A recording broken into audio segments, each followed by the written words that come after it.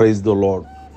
ప్రభువైన యేసు క్రీస్తు నామములో ఈ ఉదయకాలమందు మీ అందరికీ శుభములు తెలియజేస్తూ ఉన్నాను. మీరు విన్నటువంటి ఈ వర్తమానాలు, ఈ ప్రార్థనలు మీ బంధువులకు, మీ మిత్రులకు, మీ శ్రేయోభిలాషులకు అందరికీ కూడా ఫార్వర్డ్ చేయండి.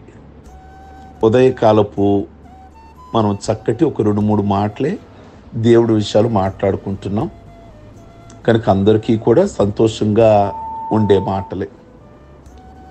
ఈ ఉదయకాలమందు క్రైస్తవుడిగా ఉండవలసినటువంటి కర్తవ్యాలలో మరొకటి, ప్రతి దినము కూడా మొక్కుబడులు చెల్లించాలి. కీర్తన గ్రంథము 61వ కీర్తన 8వ వచనము, దినదినము నా మొక్కుబడులు నేను చెల్లించెదను. రాజైన దావీదు ప్రతి దినము మొక్కుబడులు దేవునికి చెల్లిస్తూ ఉన్నాడు. ఎప్పుడు మనం దేవునికి మొక్కుకుంటాము? సహజంగా అనారోగ్యంగా ఉన్నప్పుడు మొక్కుకుంటాం. మంచిదే, ప్రభువా నాకు ఆరోగ్యం ఇస్తే నేను మంచిగా నీకు కానుకిస్తాను అని మనం మొక్కుకుంటాం, తప్పులేదు.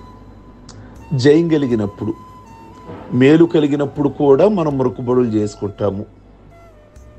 ప్రమాదాల నుండి తప్పించినప్పుడు, ఏదో గొప్ప ప్రమాదం వచ్చింది అనుకోకుండా దేవుడు తప్పించాడు, అప్పుడు మనం దేవుడికి మొక్కుకుంటాం.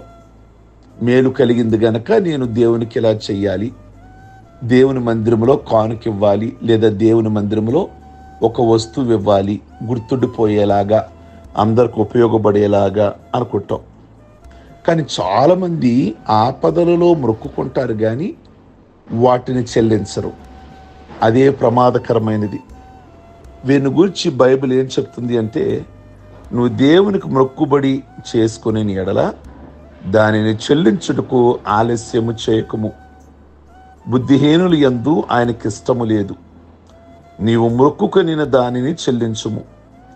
నువ్వు మొక్కుకొని చెల్లింపకొండుట కంటే మొక్కుకొనుకొండుటయే మేలు.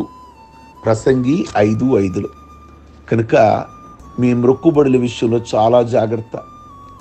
నాలుగుతో మొక్కేసుకుంటారు, పెదాలతో మొక్కేస్తారు, కానీ దేహానికి నష్టం కలుగుద్ది మీరు చెల్లించకపోతే. మీ జ్ఞాపకం ఉందా? యాకోబు చాలా కష్టకాలంలో ఉన్నాడు. అమ్మను నాన్నను విడిచి పారిపోతున్నాడు. మేనమామ ఇంటికి వెళుతున్నాడు. సాయంకాలం చీకటబడింది. ఒంటరిగా ఉన్నాడు. భీకరమైన ఎడారి, భయంకరమైన ప్రదేశంలో పడుకున్నాడు రాత్రి. కనుక చుట్టూరు కూడా అంధకారము ఆవరించి ఉంది. ఆ టైములో ఒక అడుగు కూడా ముందుకు వెళ్ళాక అతను ఒక రాయిని తలగడగా చేసుకొని ప్రార్థించుకున్నాడు. ఆ రాత్రి పడుకున్నాడు. ఆ పడుకున్నప్పుడు ప్రార్థన చేశాడు. ఏమని ప్రార్థన చేశాడు దర్శనం వచ్చిన తర్వాత అంటే, ప్రభువా నేను ఇప్పుడు ఎక్కడికైతే వెళుతున్నానో నా మార్గం అంతట్లో మీరు నాకు తోడై ఉంటే, అన్ని విషయాలు నాకు అక్కడ బాగుంటే, నేను మరలా ఇదే రూట్లో గనక క్షేమంగా మళ్ళా నా ఇంటికి గనక నేను వస్తే, నా రాబడి అంతట్లో 10వ భాగము 10వ భాగము ఇవ్వడం మాత్రమే కాకుండా ఇక్కడ ఈ రాయి పెట్టిన చోట మందిరాన్ని కట్టిస్తా అన్నాడు. దేవుడు ఆ మొక్కుబడులతో కూడిన ప్రార్థన విన్నాడు. కొన్నిసార్లు మనం మొక్కుబడులతో కూడిన ప్రార్థన చేస్తామే, కష్ట సమయంలో చేస్తాము మనం ఆ ప్రార్థన. దేవుడు వింటాడు. యాకోబు ప్రార్థన విన్నాడు. నన్ను గనక నేను ఒంటరిగా వెళుతున్నాను, ఆ స్థలంలో దీవిస్తే, నేను ఇదే రూట్లో వస్తే ఇక్కడ మందిరం కట్టిస్తా, నా రాబడిలో ఫస్ట్ రాబడి మీకు ఇస్తా, నా రాబడిలో 10వ భాగం 10వ భాగం కూడా మీకు ఇస్తా అన్నాడు. 20 సంవత్సరాలు ఆగాక అదే రూటులో వచ్చాడు. మొక్కుబడి మర్చిపోయాడు, ఎదరికి వెళ్ళిపోయాడు. 20 ఏళ్ల నాడు చేశాడు కదా, మర్చిపోయినట్లున్నాడు. చాలా దారుణం జరిగింది జీవితంలో, తన కుమార్తె దీనా విషయంలో. తర్వాత ఎందుకు జరిగింది ఈ నష్టం అని తెలుసుకున్నాక దేవుడు మాట్లాడుతున్నాడు. నీ మొక్కుబడి ఏమిటి? నువ్వు దేవుడితో ఏం మాట ఇచ్చావని. వెంటనే అతను మరలా బేతేలుకు వచ్చి తన మొక్కుబడులు చెల్లించుకుంటాడు. చాలా నష్టం జరిగాక ఈ ఉదయకాలమందు మొక్కుబడులు ఏమైనా చేసుకున్నారా, లేక వాటిని మర్చిపోయారా? ప్రార్థనలో కష్టకాలంలో మీరు దేవుడికి మాట ఇచ్చారు, ఈ విషయంలో బిడ్డల విషయంలో పాస్ అవుతే, లేక ఈ విషయంలో సంతానం కలిగితే, నాకు గనక ఆరోగ్యం కలిగితే, లేదా కోర్టు విషయంలో గనక నాకు విజయం వస్తే అని మీరు ఏ విషయంలోనైనా మొక్కుబడి చేసుకున్నారు. కానీ దేవుడు ఆ విషయంలో మేలు చేశాడు, మొక్కుబడితో కూడిన ప్రార్థన చేశారు గనక. కానీ ఆ విషయాన్ని మీరు మర్చిపోయి సంవత్సరాలు అయిపోయింది, మొక్కుకున్నది చెల్లించలేదు.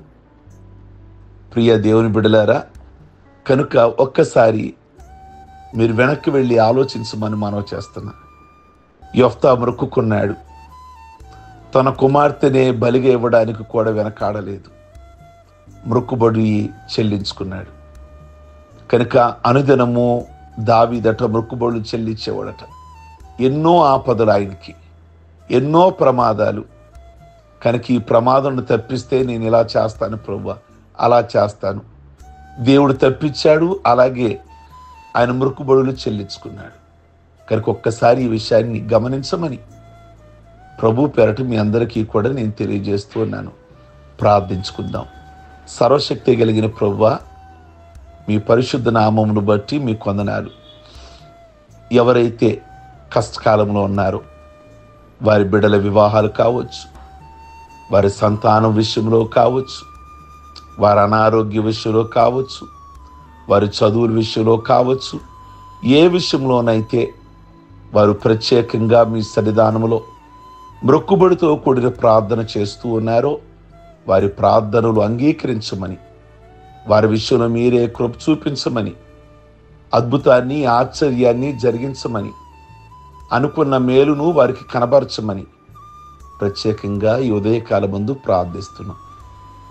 ఈ ఉదయము ప్రభువా వారి కుటుంబాలలో ప్రత్యేకమైన దీవెనతో నింపి, పెళ్లి రోజులు, పుట్టినరోజులు, బాప్టిజం పొందిన రోజు చేసుకుంటున్న బిడ్డలందరినీ ఆస్వాదించమని, మంచి ఆయుష్, మంచి ఆరోగ్యం ఇమ్మని యేసుక్రీస్తు నామములో అడిగి వేడుకుంటున్నాం తండ్రి. ఆమేన్. God bless you. మీ అందరికీ ఉదయకాలం మందు